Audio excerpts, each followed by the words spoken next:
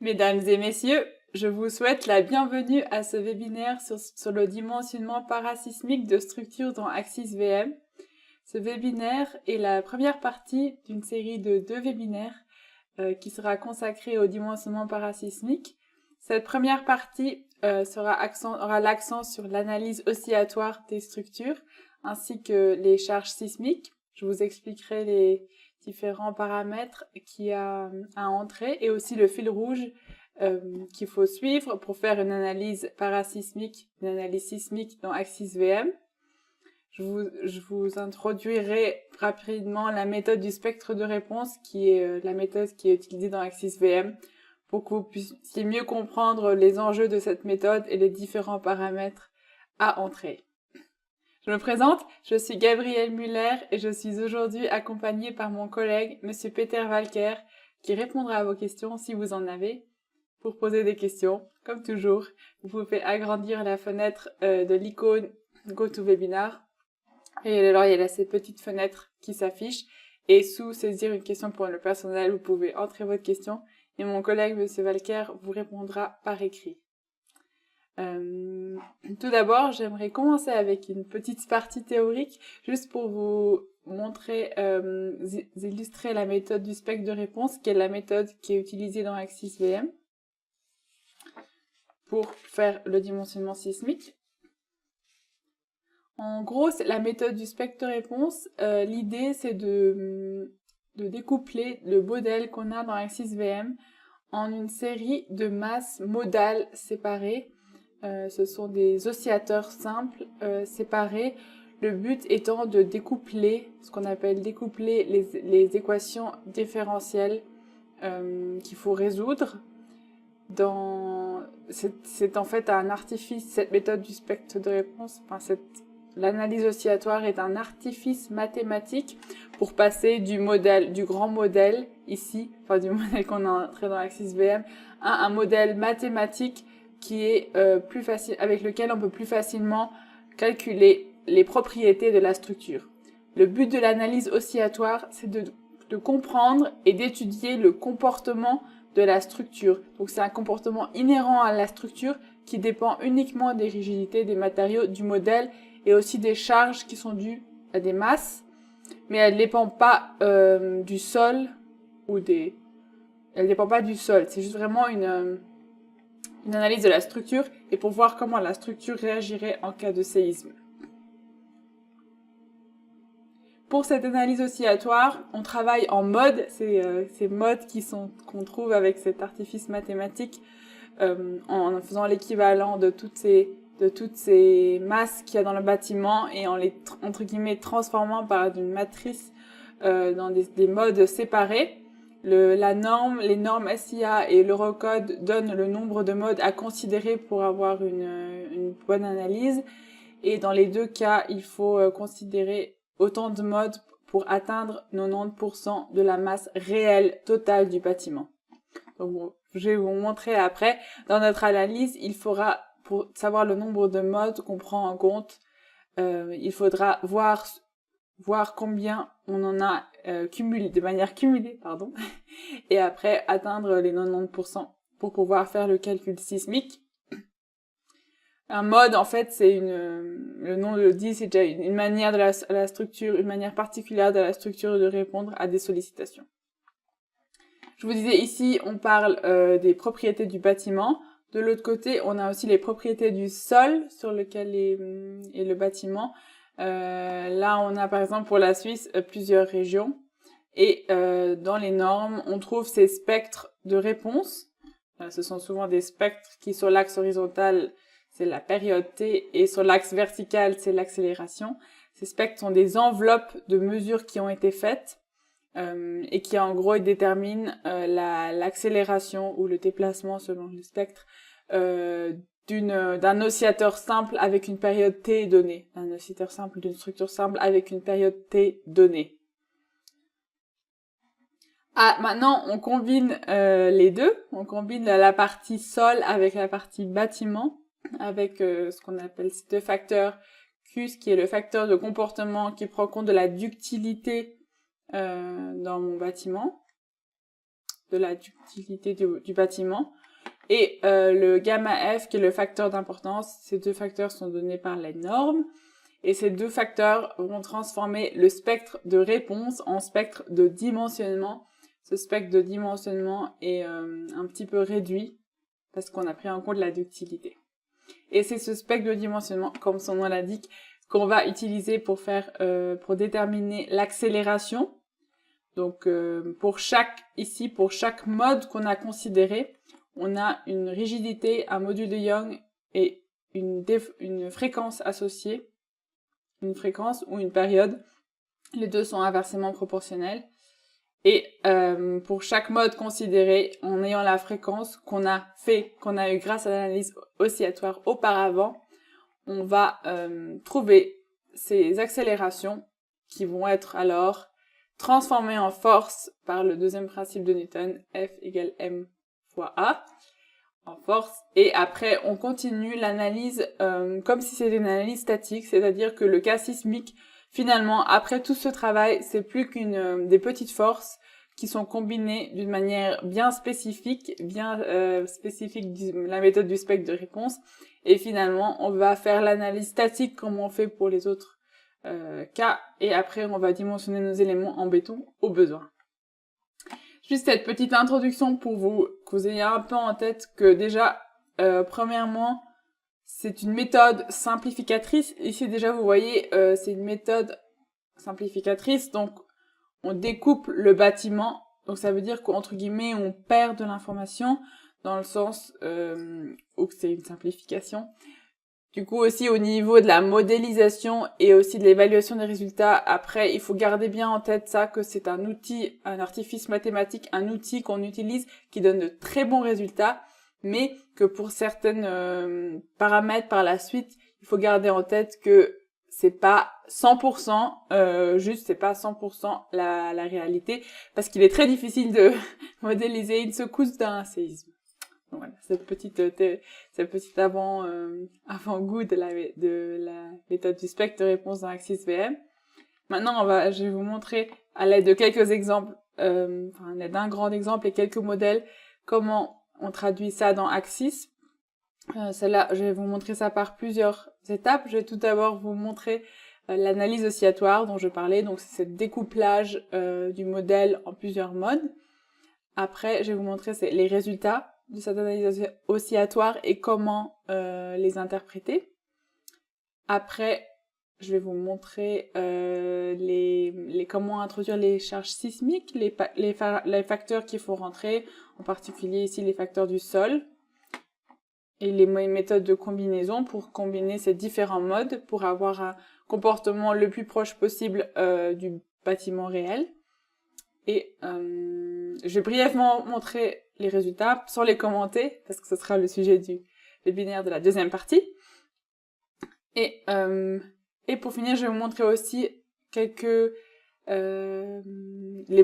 qu'on appelle les modes locaux. C'est des phénomènes qui apparaissent souvent dans l'analyse sismique et comment y remédier efficacement pour atteindre les 90% de participation modale. C'est parti. Alors, le bâtiment que nous allons étudier ensemble aujourd'hui, c'est ce bâtiment-ci qui est composé d'éléments en maçonnerie et en béton, avec un noyau en béton au milieu, et ici partout des éléments en maçonnerie.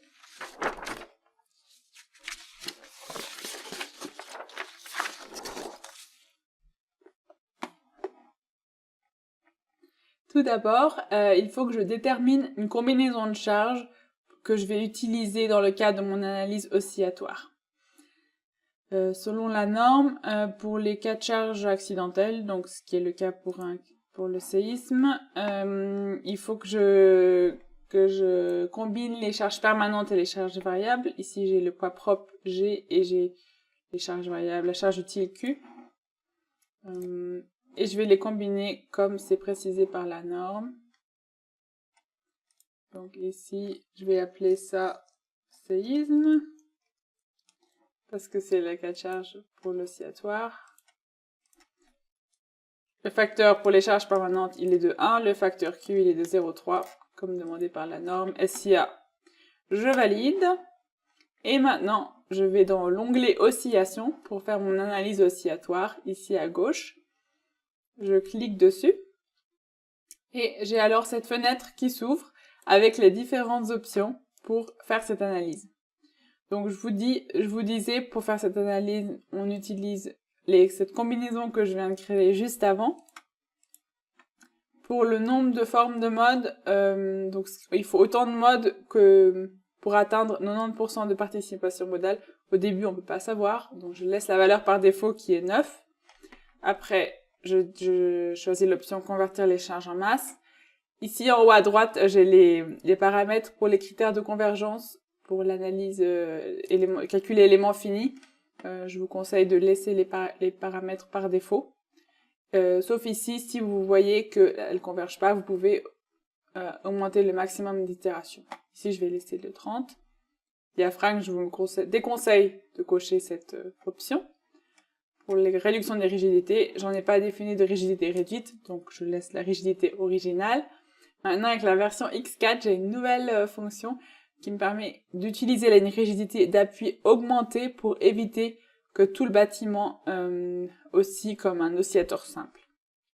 Je vais laisser ça de côté. Et maintenant, pour les masses, donc ici, je dois dire dans quelle direction je veux considérer. Ici, je vais pas faire de direction Z. Horizontale, ça me suffit. Et je laisse les paramètres par défaut ici, pour le type de matrice, diagonale. Et maintenant, pour les masses tenues en compte, c'est pour regarder quelles masses entrent en oscillation. Avant, dans la axis 13, on n'avait que l'option toutes les masses. Maintenant, on peut tout de suite définir ce niveau d'encastrement, c'est-à-dire, souvent, c'est dans le sol. On dit que toute la partie qui est dans le sol se comporte comme un élément rigide, en fait, et ne participe pas à l'oscillation au sens de l'analyse oscillatoire. Et du coup, Axis, lui, il va lui-même à l'interne, grâce à cette option, il va séparer les deux cas de charge. Enfin, il va séparer les charges et négliger les charges qui sont en dessous du niveau d'encastrement. Il va pas les prendre en compte, les charges et les masses qui sont en dessous du niveau d'encastrement, pour nous permettre d'obtenir les 90% de facteurs de participation modale. J'y reviendrai un peu par la suite, mais si je travaille pas avec ces niveaux d'encastrement, j'aurai, selon les cas, si c'est une grande partie qui est enfouie dans le sol, je pourrais pas atteindre les 90% parce qu'il y a une grande masse qui entre pas en oscillation et que je pourrais jamais faire entrer en oscillation parce qu'elle est sous le sol et qu'elle oscille comme un corps rigide. Donc ici, je veux dire que mon bâtiment, il est sous le sol jusque au-dessus du rez-de-chaussée. Donc je laisse ça comme ça. Et maintenant, si je valide, l'analyse oscillatoire va être faite. Je vais directement vous montrer les résultats pour gagner un peu de temps. Voilà, donc voici mes résultats du même modèle avec les mêmes paramètres que je viens de vous montrer. Vous voyez ici, j'ai dit 9 modes, donc j'ai les 9 modes qui me sont montrés. Un bon réflexe à avoir, une fois qu'on a fait l'analyse oscillatoire, c'est d'afficher le bâtiment, les résultats sous forme déformée. Donc ici c'est à gauche, paramètres d'affichage. Je vais ici sous forme affichage déformé. Et ici, au besoin, je peux augmenter l'échelle si ça me semble pas assez clair. Ici, je vois pour chaque mode, maintenant, je vais regarder comment se comporte le bâtiment et si oui ou non c'est plausible et cohérent avec ce que j'attends ou avec comment j'aimerais que mon bâtiment il se comporte en cas d'incendie. Alors, je vous ai déjà dit tout à l'heure que dans la théorie, les modes sont traités séparément et après ils seront combinés de manière à avoir un comportement le plus proche possible de la réalité. Et là, ici, on regarde les modes séparément. Donc le mode 2, hop, c'est le mode de torsion, j'ai l'impression, et c'est ça. Le mode 3 qui bascule, le mode 4, le mode 5, 6, le mode 7, ça commence à devenir un peu plus folklorique. Le mode 8, voilà, là on voit qu'il commence, il y a des murs en maçonnerie qui commencent à s'envoler. Et le mode 9 aussi. Donc voilà, là on voit vraiment les murs en maçonnerie qui partent. Le deuxième pas à faire, le deuxième réflexe à avoir après avoir fait l'analyse oscillatoire, c'est ici d'aller sur tableau et d'afficher les tableaux des facteurs de masse modale. Donc ici, je vois, alors tout d'abord ce tableau, il est ordonné de manière croissante des fréquences. Donc la première fréquence, c'est la plus faible, la plus petite. Et ici, à chaque fois, Axis, il me donne le facteur de masse modale dans chaque direction que j'ai considéré. Donc ici, moi, j'ai dit pas d'analyse en Z, donc il fait EX, enfin epsilon X, epsilon Y. Ici, vous voyez le premier mode, j'ai déjà presque 80% en X. Et ici, en vert, je vois le deuxième mode, aussi 85%. Donc, en fait, ici en vert, je vois tout de suite les modes, et pour chaque direction, je vois les modes qui sont le propre prépondérant.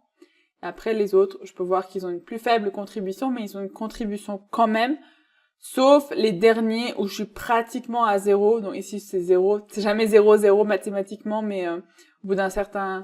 Enfin, quand c'est tellement petit, au bout d'un moment, il marque 0, Axis.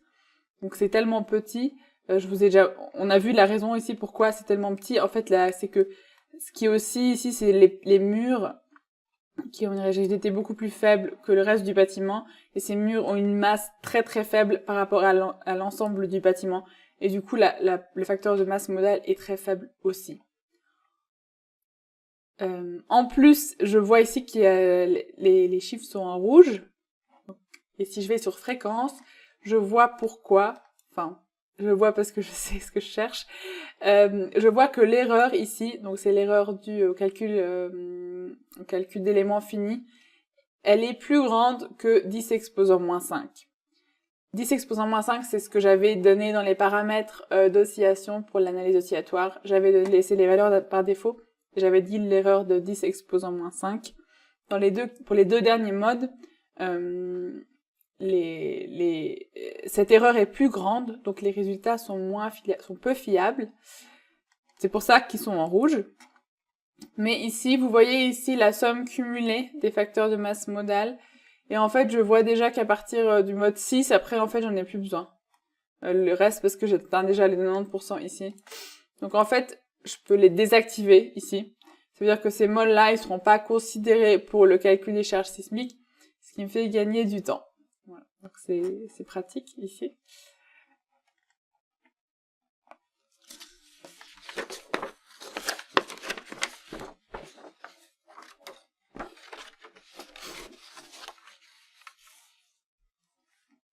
Je valide.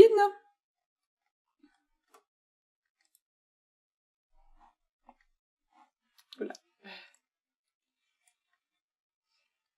Alors, ce que je viens de faire ici, en regardant les déformations de chaque mode sous forme déformée, c'est que je contrôle la plausibilité des résultats. Et j'ai un peu un feeling pour comment se déformerait le bâtiment sous forme sismique. Maintenant, j'ai fait mon analyse oscillatoire. Je connais mes fréquences propres qui me sont données ici pour chaque mode. J'ai tout ce qu'il me faut. Et je vais pouvoir entrer mes charges sismiques. Alors, pour entrer une charge sismique, je l'ai déjà fait avant. Ici, je dois créer un groupe de charges sismiques avec ça. Et après, ici, avec... ajouter ici sismique. Et il me crée automatiquement 4 charges. Pourquoi 6 ? Parce que j'ai dit dans l'analyse oscillatoire que je voulais considérer 6 modes.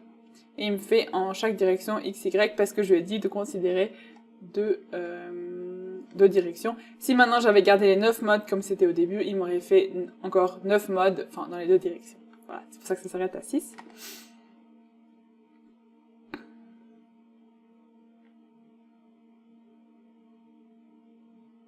Je valide. Et maintenant, si je choisis un cas de charge sismique, je peux définir, je vois ici l'icône du spectre, la charge sismique qui s'active et je peux définir mes charges sismiques. Alors ici, le premier onglet, c'est pour le spectre horizontal. C'est ce que je vous disais tout à l'heure, les paramètres du spectre, les paramètres du sol. Je dois définir les paramètres ici, la catégorie du sous-sol, et ici les paramètres qui s'ajustent automatiquement en fonction de ça, selon la norme SIA. j'ai l'accélération du sol aussi. Ici, j'ai le facteur de comportement pour les efforts internes. Et ici, en haut, j'ai le facteur de comportement pour les déplacements. Selon la SIA, ça devrait être les mêmes. Donc, je laisse 2. Et le facteur d'importance, 1 ici aussi. Pour les microzones, j'ai la possibilité ici d'entrer aussi un spectre personnalisé. Ici. Et je peux alors entrer des valeurs moi-même. Je peux même les copier depuis Excel. Je suis pas obligée de tout rentrer manuellement. Et je peux alors déterminer mon spectre de dimensionnement. Ici, on parle en spectre de dimensionnement. Notez que ici, dans Axis, le spectre n'est pas normé par G. Donc, quand vous travaillez avec les spectres de la SIA, faites attention. Ils ont un peu des autres valeurs. Après, le deuxième, c'est mon spectre vertical. Vu que je ne considère pas l'accélération verticale ici, j'ai pas besoin de définir, mais c'est selon exactement le même principe. Après, les effets de torsion. Il y a 2 effets de torsion qui sont pris en compte, ou qu'on peut prendre en compte dans Axis. Le premier, c'est la torsion qui est due à l'excentricité entre le centre de masse et le centre de rigidité. Cette torsion, elle est toujours prise en compte dans Axis et elle n'a pas besoin d'être définie, de le dire manuellement, de le faire. Ici, la torsion qui est ici, c'est uniquement la torsion accidentelle, c'est-à-dire c'est la torsion qui provient des erreurs, des petites erreurs de modélisation qu'on a fait, des simplifications dues à la modélisation ou des tolérances de modélisation ou d'ouvrage. Et du coup, la norme, elle propose un facteur de coefficient d'excentricité accidentelle de 5%. Pour cela, en fait, il faut que je définisse les étages. Donc, soit comme ici, j'ai déjà travaillé avec des étages avant, ici à gauche, avec la fonction reconnaissance des étages. Ou bien, sinon, je peux le définir maintenant. Je vais juste vous montrer, hop, et reprendre ici directement les étages, en sélectionnant les différents niveaux. Hop, voilà. Et donc voilà, il m'a reconnu les étages exactement comme avant. Ce qui est important, c'est que les étages sous mon niveau d'encadrement, ils ne soient pas pris en compte, parce qu'ils ne sont pas pris en compte dans l'analyse oscillatoire. Après, je passe aux méthodes de combinaison. Donc je vous disais tout à l'heure, on a fait une analyse modale. Pour chaque mode, on a déterminé les forces. Je vais vous montrer. Ici, dans chaque cas de charge, il y a des forces qui ont été appliquées. Ce sont des petites forces, mais qui sont appliquées pour chaque mode. Donc en les sommant, ça fait quand même beaucoup. Et donc, ces modes, je vous ai dit, c'est des comportements plus ou moins indépendants du bâtiment à une sollicitation sismique. Et je vais les combiner maintenant. Donc, c'est la combinaison des réponses modales. Soit je combine avec la méthode dite SRSS, qui combine chaque mode ici, selon cette formule, ou la méthode CQC. Ça, c'est plutôt la méthode pour des modes qui sont rapprochés. C'est-à-dire qu'il prend cette formule-là, elle prend en compte l'influence des modes l'un sur l'autre. C'est une méthode plus qui est utile quand les fréquences sont rapprochées. Moi, je propose de garder automatique. Dans ce cas-là, Axis, il va regarder si les fréquences sont éloignées, il va utiliser SRSS pour combiner. Si elles sont rapprochées, il va utiliser CQC. Ça, la deuxième méthode de combinaison à choisir, c'est les combinaisons pour la composante de l'action sismique. C'est-à-dire que ici, à la fin de mon analyse, ici dans le cas, je travaille que en horizontal, donc j'aurai ce que j'appelle la combinaison SMY ici et la combinaison SMX, et je vais la combiner en une troisième direction qui s'appellera SM, et après SM+, SM-, suivant la direction. Donc ça, c'est pour combiner, donc il faut bien comprendre. Ça, la première, c'est pour combiner les modes, et la deuxième, c'est pour combiner les directions. Je valide, il me dit que la somme des coefficients sismiques dans la direction Z est 0. Oui, je sais parce que je l'ai pas considéré. Je valide et donc il me donne ces forces que je vous ai déjà montrées tout à l'heure pour chaque mode.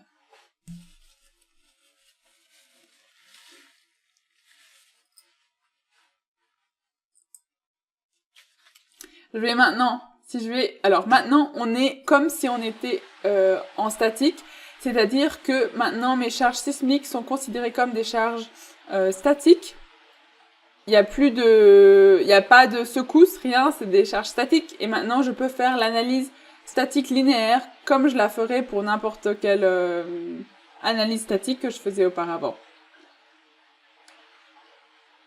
Donc c'est ici pour lancer l'analyse statique linéaire pour avoir les résultats des charges sismiques que j'ai appliquées. Il va me demander de sauvegarder. Voilà, et ça continue. Je vais juste annuler et vous montrer directement les résultats pour gagner du temps. Voilà. Donc ici, je suis de nouveau en terrain connu, comme je fais l'analyse statique pour tous les autres bâtiments que je fais. Donc ici, j'ai les résultats, soit enveloppe, soit combinaison critique. Je vais pas plus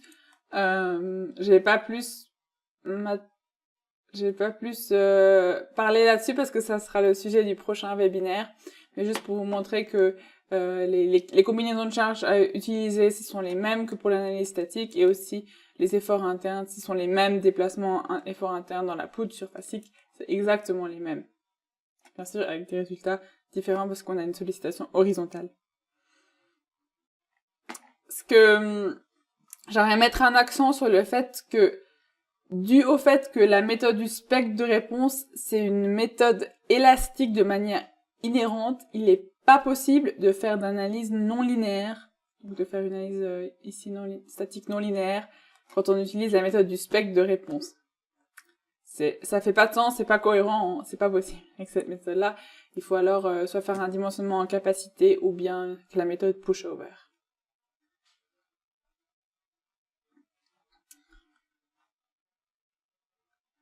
Quelque chose d'autre qui est très important dans l'analyse oscillatoire, enfin dans l'analyse sismique, c'est que les rigidités de mon bâtiment et des différents éléments ont une forte, enfin plus ou moins forte influence sur les fréquences propres, sur les modes. C'est-à-dire que il faut bien réfléchir comment définir les rotules de bord et les rigidités des différents éléments. Ici, par exemple, j'ai choisi pour mes murs en maçonnerie d'introduire des articulations en haut et en bas, en K, X, Y, Z, c'est-à-dire qu'ils peuvent reprendre des forces horizontales, des efforts horizontaux. Si maintenant, pour une raison ou pour une autre, je veux pas que certains éléments de maçonnerie reprennent des efforts horizontaux, je dois mettre une des rotules soit en haut, soit en bas. Je dois mettre le KX égale à 0 pour éviter qu'il y ait des forces horizontales sismiques qui soient reprises par ces murs. Dans le même style, je vous disais que la rigidité a une grande influence sur les fréquences propres. Ici, la rampe que j'ai ici dans mon escalier, enfin en fait c'est mon escalier, vu qu'elle est comme ça en biais, suivant comment les rotules sont définies, je peux avoir un très fort effet de contreventement qui rigidifie considérablement mon système. Ici, par exemple, j'ai choisi de définir l'articulation de bord uniquement en KY pour limiter cet effet de contreventement qui peut avoir une forte influence sur le calcul oscillatoire, sur le calcul de l'analyse oscillatoire. J'ai aussi la possibilité de travailler avec une rigidité réduite des éléments. C'est sous paramètres, ici réduction de rigidité. Et on voit ici le dialogue qui s'ouvre avec la réduction de rigidité pour l'analyse du spectre de réponse. J'ai les murs ici. Donc les murs, c'est clairement ce qui influence le plus en matière de rigidité. Donc ce facteur-là va avoir la plus grande influence.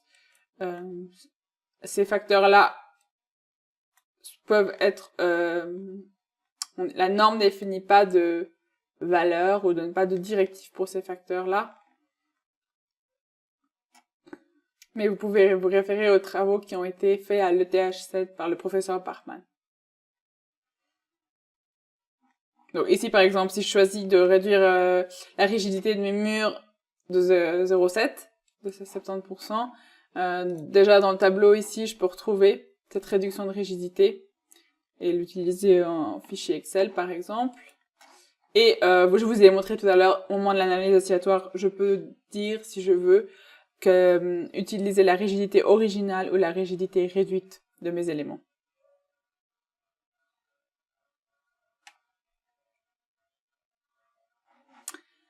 Alors, je vous ai dit que depuis la version X4, j'ai la possibilité de définir pour l'analyse oscillatoire directement où est ma zone d'encastrement. Si vous travaillez encore avec Access VM13, ou bien si vous, pour une raison ou pour une autre, vous voulez le faire manuellement, je vais rapidement vous montrer comment ça marche. En gros, il faut séparer les charges utiles et les charges de poids propre, les charges permanentes. Il faut les répartir dans un autre cas de charge qui ne sera pas pris en compte pour l'analyse oscillatoire. Donc, je vais dans charge. Je vais juste effacer ça. Donc, alors, j'ajoute G sous niveau d'encastrement. Et ici, j'ajoute Q sous niveau d'encastrement. Alors, mon G, mes poids propres, hop, et je veux mettre ça dans l'autre cas de charge sous le niveau d'encastrement. Je fais ça à travers l'éditeur de propriété qui se trouve sous fenêtre, éditeur de propriété. Je choisis ici les cas de charge sous mon niveau d'encastrement, les charges sous mon niveau d'encastrement, et ici je dis le cas de charge dans lequel je veux le répartir. Ici c'est G sous le niveau d'encastrement.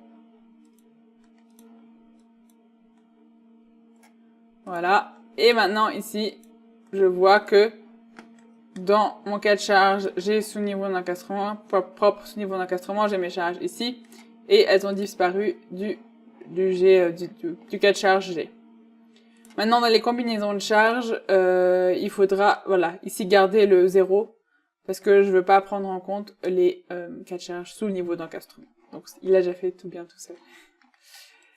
Voilà, je devrais faire maintenant la même chose avec les charges utiles. Je pense que vous avez compris le principe. Et maintenant, du coup, dans mon analyse oscillatoire, je dis que je veux utiliser la cas de charge et j'ai plus besoin de donner le niveau d'encastrement.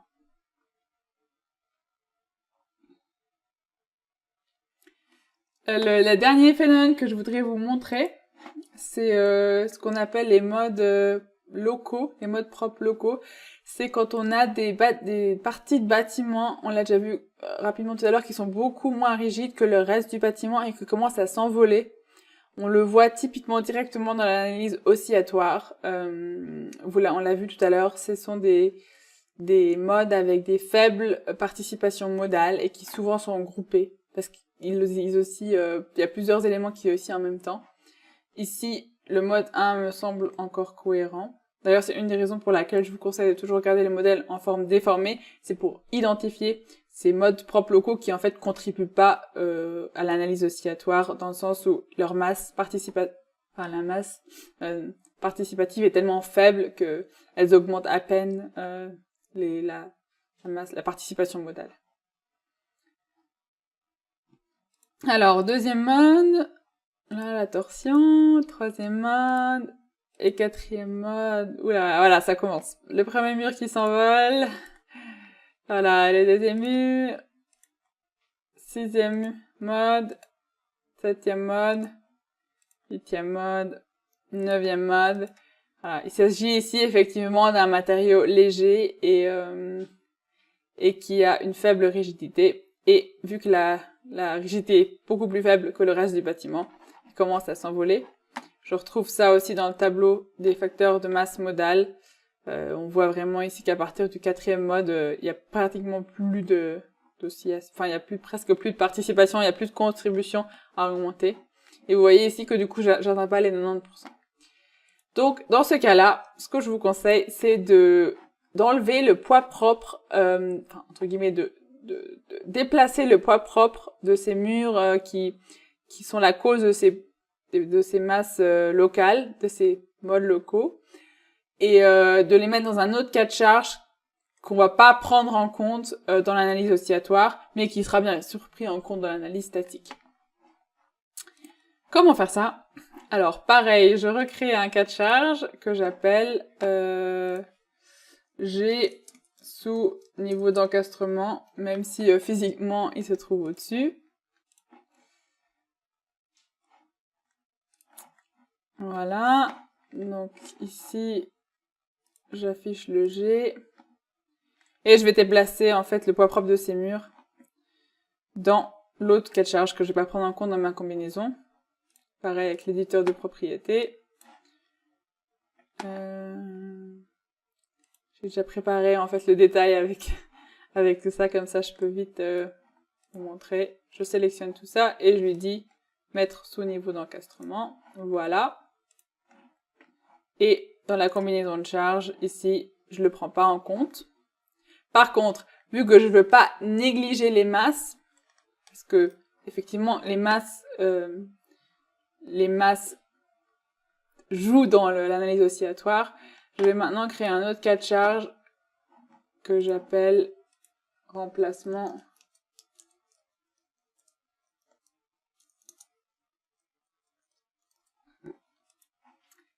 qui va contenir en fait les poids propres équivalents de ces murs et qui lui va être utilisé dans le calcul de l'analyse oscillatoire mais pas dans le calcul statique. Voilà, c'est un peu du bricolage pour pouvoir éviter ces modes locaux et atteindre plus facilement les 90%. Je définis ici la charge équivalente en haut et en bas. Vous voyez l'astuce. En fait, ici, on a des murs, du coup, qui ont juste une rigidité, mais pas de masse. Et qui, du coup, ne vont plus osciller comme ça, comme elles le faisaient avant.